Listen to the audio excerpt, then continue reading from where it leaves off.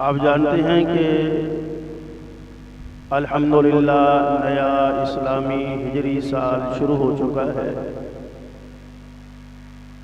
अल्लाह करीम से दुआ गो हैं कि अल्लाह इस नए इस्लामी साल को पूरी उम्मत मुस्लिमा के लिए खैर वाफियत का साल फरमाए, खैर और बरकत वाला साल फरमाए।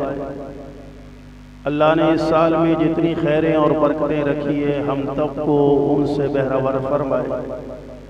इस साल के तमाम हवादिसात, शुरूर और फितन से हम सब की हिफाजत फरमाए और ये इस्लामी साल हम सब के लिए दीन में भी और दुनिया में भी तरक्की का जरिया और सबब फरमाए। हमारा इस्लामी साल हिजरी कैलेंडर से शुरू होता है। वैसे दुनिया के अंदर 3 तरह के कैलेंडर इस्तेमाल होते हैं। एक बिक्रमी साल कहलाता है, जो राजा बकरमाजीत की तख्त नशीनी से शुरू हुआ और उसके साथ मंसूब किया गया, जिन्हें बकरमी साल कहा जाता है। दूसरा कैलेंडर असल में वो रूमी कैलेंडर है,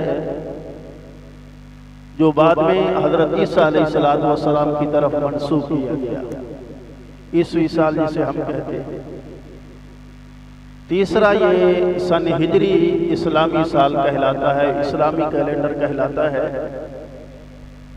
और इसको रसूलुल्लाह सल्लल्लाहु अलैहि वसल्लम की हिजरत की तरफ मंसूब किया गया है। और ये कैलेंडर इसको जारी करने वाले हजरत सैयदना उमर फारूक रज़ी अल्लाह तआला अन्हु है कि नबी अलैहिस्सलाम ने जब मक्कातुल मुकर्रम से मदीना तैयबा की तरफ हिजरत फरमाई, उस सन और तारीख के एतबार से ये इस्लामी हिजरी कैलेंडर तरतीब दिया गया है और इसको फिर हजरत सैयदना उमर फारूक रज़ी अल्लाह तआला अन्हु ने जारी और सारी किया। अपने तमाम मुरासलात के अंदर इस्लामी सन हिजरी को रिवाज दिया गया और अब भी उलमा ने लिखा है,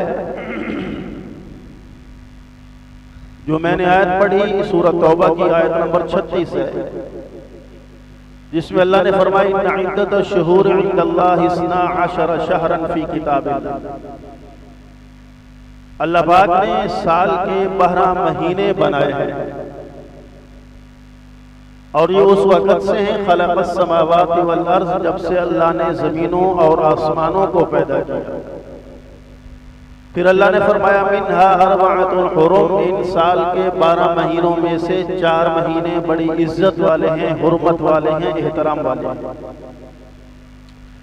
तो ये अल्लाह करीम के बनाए हुए और उनके नाम रखे हुए उस वक़्त से हैं जब से ज़मीन और आसमान को पैदा किया गया। और फिर इसी सन हिजरी के साथ हज़रत सैयदना उमर फारूक ने इनको मंसूब कर दिया।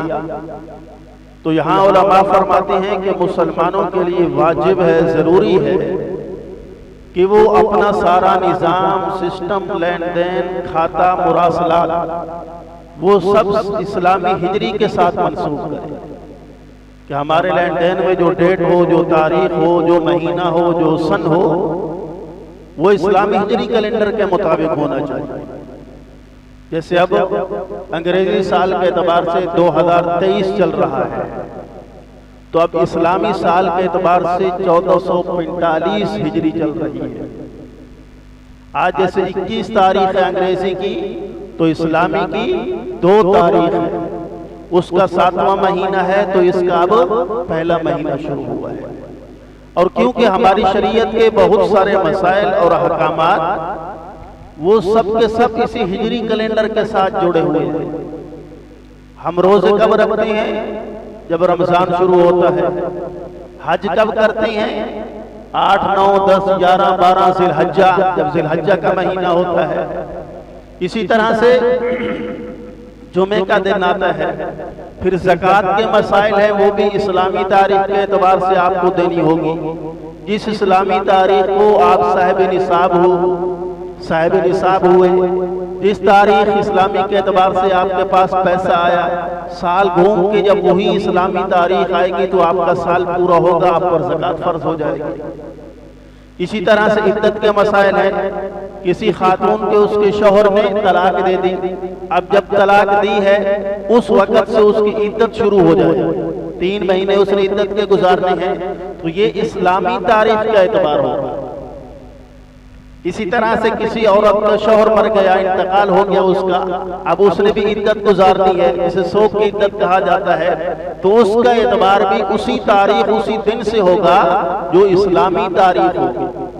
तो ये सारे मसाइल जो हमारे जुड़े हुए हैं ये सारे इस्लामी कैलेंडर के साथ हैं। इसलिए मुसलमानों को चाहिए कि वो अपने तमाम मुरासलात में, खातों में, लेन देन में इस्लामी हिजरी कैलेंडर को रिवाज दें। और अल्लाह ने फरमाया कि मिन्हा अर्बाअतुल हुरुम, इस साल के 12 महीने और उनमें से फिर 4 महीने बड़े मोहतरम हैं। उनमें पहले साल का पहला महीना ही जो मुहर्रमुल हराम का महीना ये मोहतरम है, ज़िलक़ादा का महीना मोहतरम है, ज़िलहज्जा का महीना एहतराम वाला है, रजब का महीना एहतराम वाला है। यानी 11वां महीना, 12वां महीना और पहला महीना, ज़िलक़ादा का महीना, ज़िलहज्जा का महीना, मुहर्रमुल हराम का महीना, ये 3 जुड़े हुए लगातार महीने हैं हुर्मत के। चौथा जो है रजबुल मुरज्जब का, जो इस्लामी साल का 7वां महीना बनता है। ये 4 महीने इस्लामी साल के 12 महीनों में से अल्लाह ने फरमाया हुर्मत वाले हैं, इज्जत वाले हैं, शर्फ वाले हैं, कि इनका एहतराम किया जाए, कि इन महीनों के अंदर गुनाहों से, जुल्म से, ज्यादती से आम महीनों में भी बचना चाहिए, लेकिन इन महीनों में और ज्यादा बचना चाहिए, क्योंकि ये अल्लाह ने मोहतरम बना दिए हैं। अब कोई जुल्म करेगा, ज्यादती करेगा, गुनाह होगा, लेकिन अगर इन महीनों में करेगा तो उस गुनाह को डबल कर दिया जाएगा। तो इसलिए ये मुहर्रमुल हराम का महीना हुर्मत वाला महीना है। और हमारे यहाँ उमूमन शायद ये समझा जाता है कि मुहर्रम का ये जो तक़द्दुस है, ये जो अज़मत है, इसकी जो शान है, ये शायद वाक़या करबला की वजह से।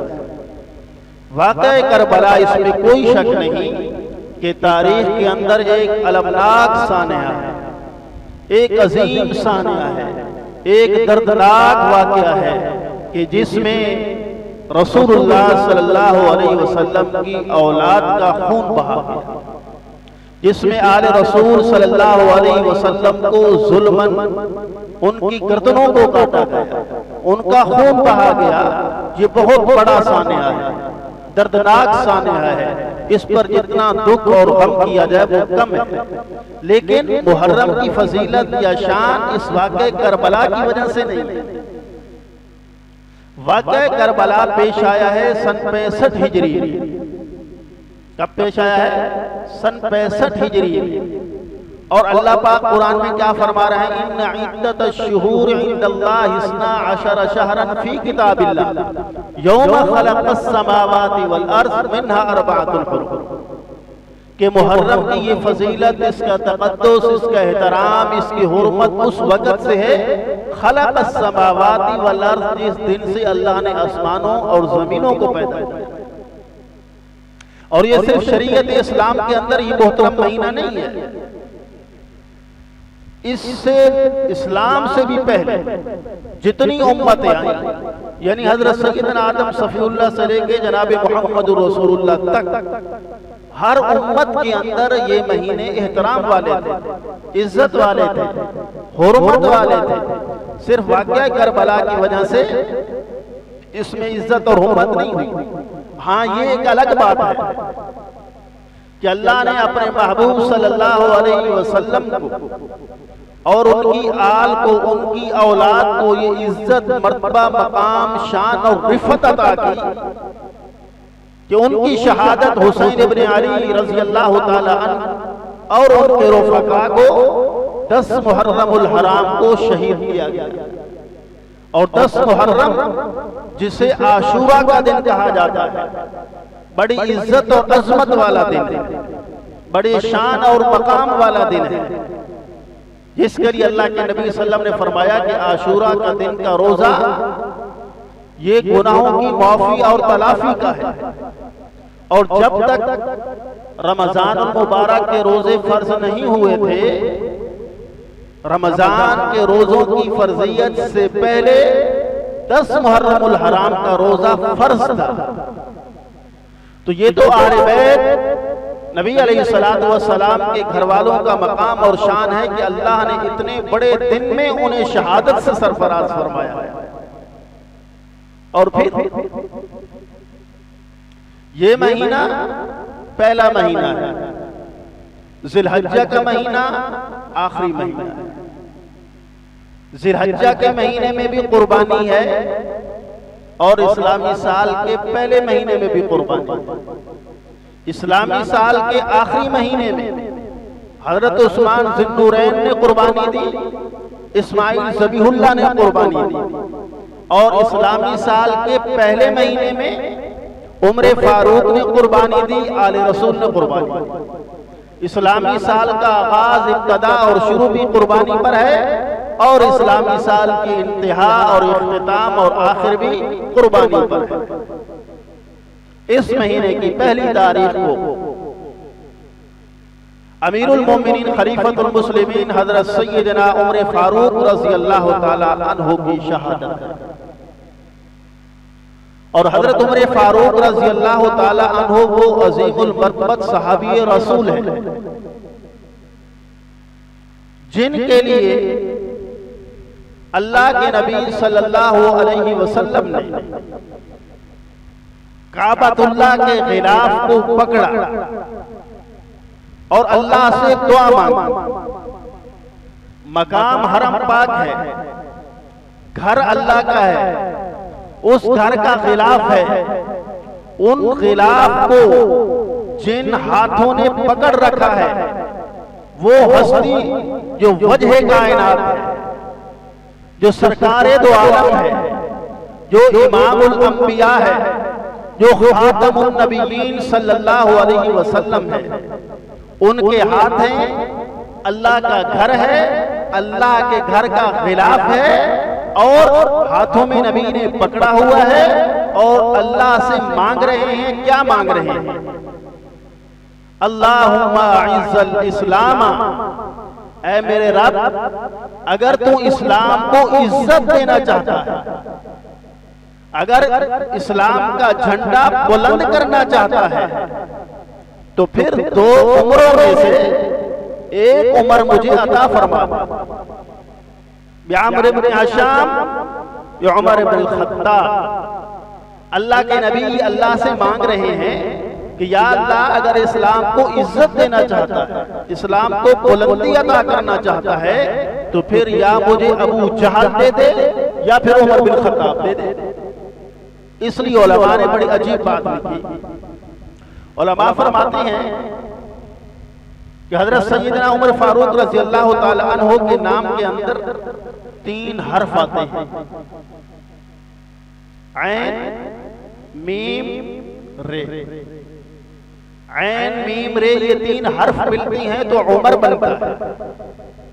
और फरमाया कि उमर का पहला हर्फ ऐन है, दूसरा मीम है, तीसरा रे है। इशारा इस तरफ है कि उमर की ऐन अली से है, उमर की मीम मोहम्मद से है, उमर की रे रब से है।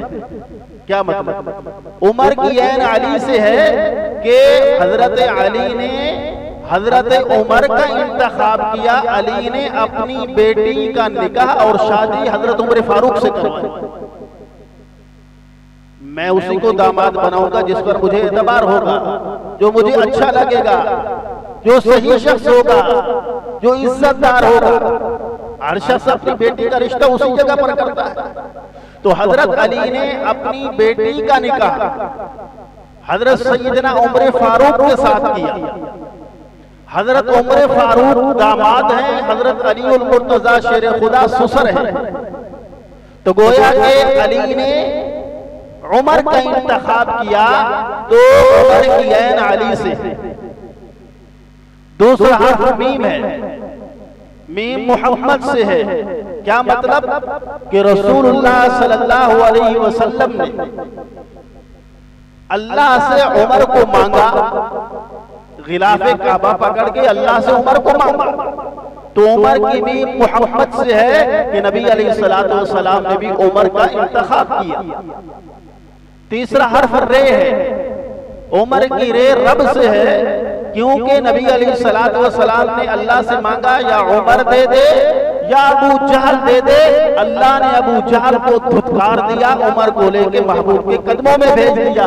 तो उमर की रे रब से है, गोया कि उमर की ऐन अली से है, उमर की भी मोहम्मद से है, उमर की रे रब से है। क्या मतलब कि अली भी उमर का चाहने वाला है, मोहम्मद भी उमर का चाहने वाला है, रब भी उमर का चाहने वाला है। इन तीनों जातों ने हजरत उमर का इंतखाब किया। अब जो उमर का मुनकिर है वो सिर्फ उमर का मुनकिर नहीं, वो अली का भी मुनकिर है, वो मोहम्मद का भी मुनकिर है, वो रब का भी मुनकिर है। तो हजरत उमर फारूक का ये मकाम है। नबी अलैहिस्सलातु वस्सलाम इनसे बहुत मोहब्बत फरमाते थे, ये मुराद पैगंबर है। आपने फरमाया कि हर उम्मत के अंदर एक मुहद्दिस होता है जिसकी जबान पर अल्लाह बोलता है। फरमाया मेरी उम्मत का वो उमर है। ऐसे ही है, बहुत सारे मकामात कुरान मजीद के अंदर ऐसे हैं कि हजरत उमर रजी अल्लाह ताला अन्हु ने फर्श पर जो कहा अल्लाह ने अर्श से कुरान बना के नाजिल किया। पर्दे का हुक्म नाजिल हुआ, यह हजरत उमर फारूक ने मशवरा दिया। जब हम उम्रा करते हैं, जब हम काबा के गिर्द 7 चक्कर लगा लेते हैं, उसके बाद क्या किया जाता है, मकाम इब्राहिम पर खड़े होकर के 2 रकात नमाज पढ़ी जाती है। पहले ये नहीं था। हजरत उमर ने तवाफ किया, नबी अलैहिस्सलातु वस्सलाम से अर्ज़ की, या रसूल अल्लाह, मेरा दिल चाहता है इस मकाम इब्राहिम पर खड़े होकर के 2 रकात नमाज न पढ़ लूं। अल्लाह के नबी तो सोचकर कर कोई काम नहीं करते थे जब तक अल्लाह की तरफ से हुक्म नहीं होता। वमा यंतिकु अनिल हवा इन हुवा इल्ला वह्यु यूहा। अल्लाह के नबी तो अपनी मर्जी से जुबान भी नहीं हिला सकते थे जब तक अल्लाह का हुक्म नहीं होता था। ऐ उमर, अल्लाह का हुक्म नहीं है। अभी यही बातें हो रही थी, जिब्रील अमीन आसमानों से कुरान लेके नाजिल हुए, वत्तखिजू मिन मकामी इब्राहीमा मुसल्ला। जब तुम तवाफ कर लो तो जिस तरह उमर कह रहा है इसी तरह यहाँ पर 2 नमाज पढ़ लिया गया। कैदियों के, बदर के जो कैदी थे उनके लिए जो हुक्म था, जो हजरत उमर ने राय दी, वही अल्लाह ने आसमानों से नाजिल कर दी। अम्मी आयशा पर जब बहतान लगा, हजरत उमर ने जो कहा अल्लाह ने वही आसमानों से नाजिल कर दिया।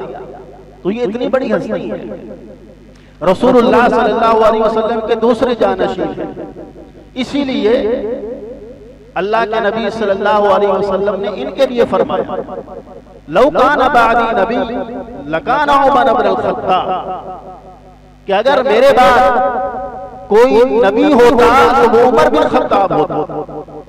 लेकिन रसूलुल्लाह सल्लल्लाहु अलैहि वसल्लम पर नबूवत का दरवाजा बंद है, क़यामत तक के लिए अब कोई नबी नहीं आने वाला।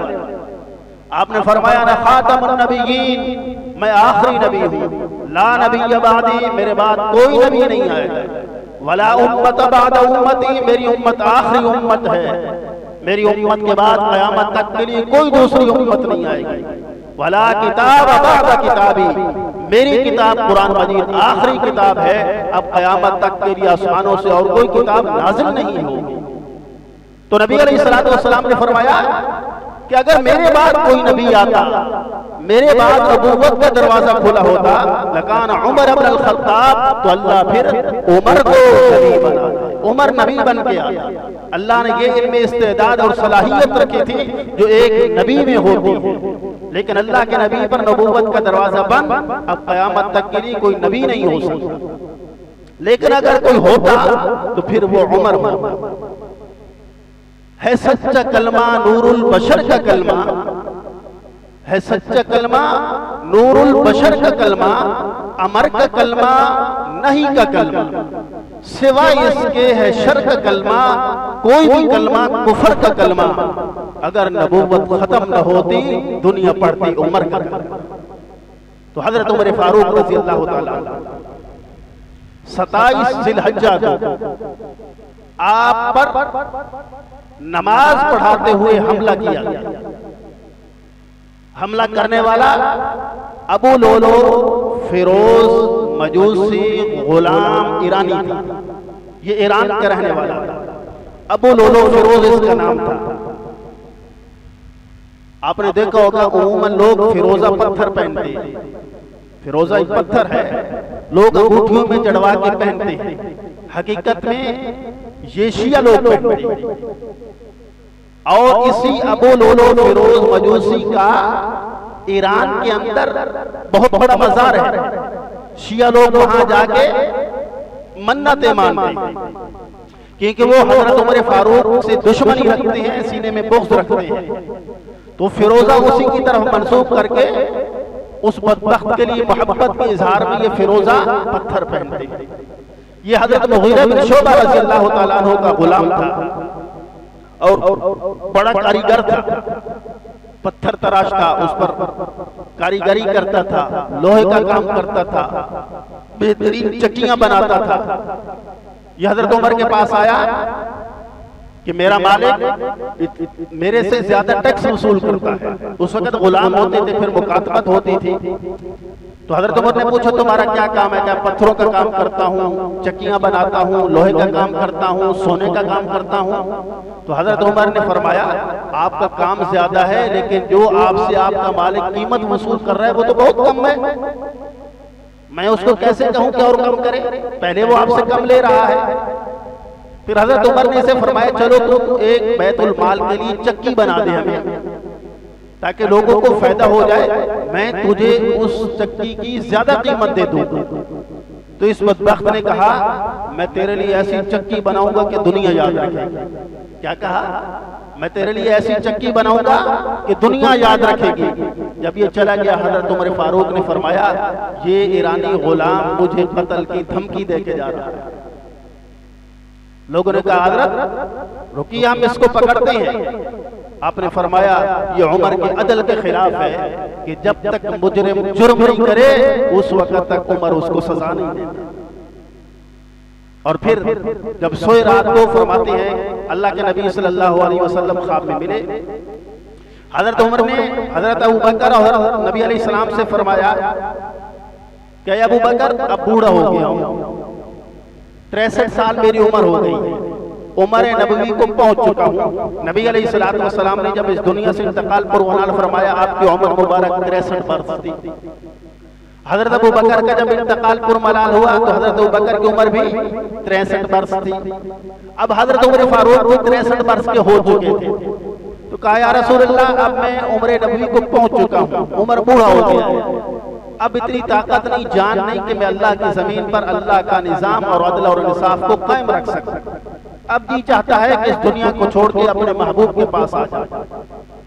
फरमाते हैं कि मैं सोया, फिर मैंने ख्वाब देखा कि ख्वाब में एक मुर्गा आया, उसने 3 ठोंगे मुझे मारी जिससे मेरा खून निकला। फरमाते हैं कि लगता है अब मेरी शहादत का वक्त करीब आ चुका है। तो फिर हजरत उमर फारूक फजर की नमाज पढ़ाने के लिए आए। मस्जिद नबवी में नमाज शुरू की। इसी नमाज के दौरान यही अबू लोलो फिरोज मजूसी गुलाम जो था, इसने 2 धारी खंजर जो जहर आलूद था उसके 3 वार किए आपके पेट में, आंतड़ियां आपकी कट गई, आप गिर गए। नमाज हज़रत सय्यदना अब्दुर्रहमान बिन औफ रज़ियल्लाहु ताला अन्हु ने पूरी कराई। यहाँ यह भी देखो अमीरुल मोमिनीन पर हमला हुआ, वो गिर गए, लेकिन सहाबा ने नमाज नहीं छोड़ी। अब्दुर्रहमान बिन औफ ने मुख्तसर करके नमाज को पूरा किया। ये बदबख्त अबू लोलो फिरोज मार के भागा, पीछे सहाबा की सफे थी और सहाबा बिल्कुल जुड़ जुड़ के खड़े होते थे। इसने इसी दौरान कितने 17 सहाबा को जख्मी किया, जिसमें से 9 शहीद हो गए। फिर एक सहाबी ने जाते जाते अपनी चादर इसके ऊपर डाली तो ये गिर गया, फिर अपने ही खंजर से अपने आप को खुदकशी करके मुर्दार हो गया। सबसे पहले मस्जिद नबवी सल्लल्लाहु अलैहि वसल्लम में नबी अलैहिस्सलातु वस्सलाम के मुसल्ले पर खून बहाने वाला यह ईरानी बदबख्त जिसने नबी के मुसल्ले की हुर्मत को पामाल किया, मस्जिद नबवी की हुर्मत को पामाल किया, मदीना तैयबा की हुर्मत को पामाल किया। ये सबसे बड़ा दहशतगर्द और पहला दहशतगर्द है, पहला खुदकश दहशतगर्द है। जिसने हजरत उमर फारूक रज़ी अल्लाह तआला को पता चला कि कौन था, तो लोगों ने कहा कि मजूसी गुलाम था। आपने फरमाया फुज़्तु बिरब्बिल काबा, मुझे रब की किबरियाई की कसम, रब काबा की कसम, उमर कामयाब हो गया। अल्लाह का शुक्र है कि मैं किसी मुसलमान के हाथों कत्ल नहीं हुआ, काफिर। और फिर ये दुआ भी मांगा करते थे, अल्लाहुम्मा इन्नी असअलुका शहादतन फी सबीलिक व फी बलद हबीबिक मुहम्मद सल्लल्लाहु अलैहि वसल्लम। इनके बेटे अब्दुल्लाह इब्न उमर कहने के अब्बा जान, ये मदीना तैयबा है, इस्लामी रियासत है, यहाँ आप कैसे शहीद हो सकते हैं? तो हजरत उमर ने सच्चे दिल से अल्लाह की वो दुआ मांगे कि अल्लाह मुझे मौत देना तो शहादत की मौत देना, और मौत भी अपने महबूब के शहर में देना। तो देखो अल्लाह ने कैसे कबूल किया, बने भी शहीद नबी के शहर में नहीं, नबी के मुसल्ले के शहीद बने। तो फिर इनका ये हाल था, जब आखिरी वक्त था 27 ज़िलहज को आप पर हमला हुआ, यह का मुहर्रम को आपकी शहादत है, इसके बीच में जब आप जिंदा रहे तो आपने कहा हुज़ैफा बिन यमान को बुलाओ। हुज़ैफा बिन यमान ये वो सहाबी हैं जिन्हें राज़दार रसूल कहा जाता है। नबी अलैहिस्सलातु वस्सलाम ने हुज़ैफा बिन यमान को उन लोगों की लिस्ट दी थी, नाम बताए थे जो मुनाफिकीन थे। तो हजरत हुज़ैफा को जब बुलाया गया तो हजरत उमर फारूक ने हजरत हुज़ैफा से फरमाया, ए हुज़ैफा, खुदा के लिए मुझे बता दे, कहीं उमर का नाम उन मुनाफिकीन में लिस्ट में तो नहीं है? अल्लाहु अकबर। 22 लाख मुरब्बा मील का हुक्मरान, नबी अलैहिस्सलातु वस्सलाम की ज़बान से जन्नत की बशारत पाने वाला, और आखिरी वक्त इतना अल्लाह का खौफ है कि हुज़ैफा बिन यमान से पूछ रहे हैं कि हुज़ैफा बिन यमान मुझे बताओ कहीं उमर का नाम मुनाफिकीन की लिस्ट में तो नहीं है? हुज़ैफा बिन यमान रोने लगे, अमीरुल मोमिनीन, ये अल्लाह के रसूल और मेरे दरमियान राज है, मैं कैसे बता सकता हूँ? हजरत उमर फारूक रोने लगे, कहने लगे वाकया इसमें कोई शक नहीं कि अल्लाह, उसके रसूल और तेरे दरमियान राज है, लेकिन तुझे रब की किबरियाई का वास्ता, सिर्फ मुझे इतना बता दे कि मेरा नाम है या नहीं है। हुज़ैफा बिन यमान रोने लगे कि अमीरुल मोमिनीन, अल्लाह की कसम, अगर आपके अलावा कोई मुझसे ये बात पूछता मैं कभी नहीं बताता, लेकिन हाँ मुझे इतना पता है कि मुनाफिकीन की जो लिस्ट और नाम अल्लाह के नबी ने मुझे बताए हैं उनमें उमर का नाम नहीं है। फिर आप रोने लगे, यही बस नहीं की। फिर जब आखिरी वक्त था तो अपने बेटे से कहा, जा अम्मी आयशा के पास और उनसे जाके कहना कि तेरा गुलाम, तेरा बंदा, तेरा चाहने वाला और अम्मी तेरा बेटा उमर ये दरखास्त करता है कि अगर आप इजाजत दो तो मैं अपने महबूब के साथ, जिस तरह जिंदगी मैंने उनके साथ पहरेदारी में गुजारी, उमर चाहता है कि आखिर में भी जब वो दफन हो जमीन में तो अपने महबूब के साथ। अम्मी आयशा ने कहा कि उमर का मुझ पर एहसान है, जब मुझे तोहमत लगी थी तो सबसे पहले मेरे हक में उमर बोले थे, जगह तो मैंने अपने लिए रखी हुई थी लेकिन मैं उमर के लिए कुर्बानी देती। और फिर अपने बेटे से कहा, बेटा देखना जब मेरा जनाजा हो तो जनाजे में देखना कि अगर हुज़ैफा बिन यमान ये मेरा जनाजा पढ़ता है या नहीं पढ़ता, क्योंकि हुज़ैफा को पता है कौन मुनाफिक है कौन मोमिन है। अगर हुज़ैफा मेरे जनाजे में शरीक हो गया तो फिर मुझे अम्मी के दरवाजे पे ले जाना और फिर जाके पूछना कि अम्मी उमर आया है, इजाजत दो तो हम इसको अंदर दफन कर दें। तो हजरत अब्दुल्लाह बिन उमर के बेटे कहते हैं कि मैं नजर में रखी, मैं नजर में रहा कि हुज़ैफा बिन यमान कहाँ है, मेरे अब्बा का जनाजा पढ़ते हैं कि नहीं। हुज़ैफा बिन यमान हजरत उमर के जनाजे में शरीक हुए तो कहने लगे मैं खुश हो गया कि शुक्र है मेरा बाप मुनाफिक नहीं था। फिर हजरत उमर फारूक को ले जाया गया, अम्मी आयशा से पूछा गया, अम्मी आयशा ने इजाजत दी और फिर रसूलुल्लाह सल्लल्लाहु अलैहि वसल्लम के साथ दफन किया। जिस तरह जिंदगी में नबी अलैहिस्सलातु वस्सलाम के साथ साथ थे, इसी तरह जब दफन हुए तो भी नबी एक मरतबा नबी अलैहिस्सलातु वस्सलाम मस्जिद में तशरीफ लाए। आप अलैहिस्सलातु वस्सलाम मस्जिद में तशरीफ लाए, आपकी दाईं तरफ अबू बकर थे और बाईं तरफ हजरत उमर फारूक थे। ऐसे लग रहा था जैसे चांद सितारों की झुरमट में आ रहा है, उस्ताद शागिर्दों के बीच में आ रहा है, पीर मुरीदों के बीच में आ रहा है। इतना प्यारा मंजर था कि सहाबा मुस्कुराने लगे, खुश होने लगे।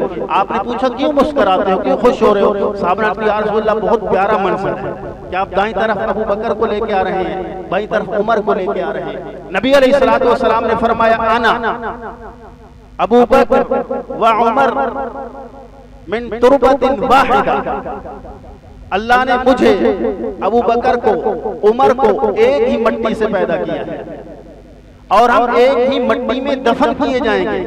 और एक ही मिट्टी से उठाई जाए। हाकज़ा नुबअसु यौमल क़ियामा, यहाँ पर नहीं कि मैं दुनिया में अबू बकर और उमर को साथ लेके चल रहा हूँ, ये मेरे साथ कब्र में भी जाएंगे और हशर में भी मेरे साथ उठेंगे। नबी अलैहिस्सलाम ने फरमाया लिकुल्लि नबिय्यिन वज़ीरान, हर नबी के लिए दो वज़ीर होते हैं, अहलस समा आसमान में व अहलल अर्ज़ दो ज़मीन में।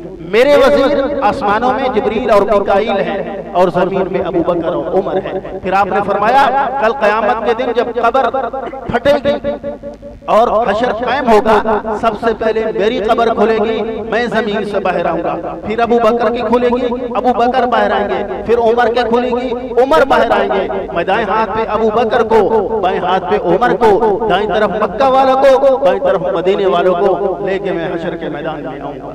तो ये वो हस्तियां हैं जिन्होंने अपना तन मन धन सब नबी की जात पर, इस्लाम पर और अहले इस्लाम के लिए कुर्बान किया। वो अल्लाह से राजी, अल्लाह उनसे राजी। अल्लाह हम सबको उनके नक्शे कदम पर चलने की तौफीक अता फरमाए।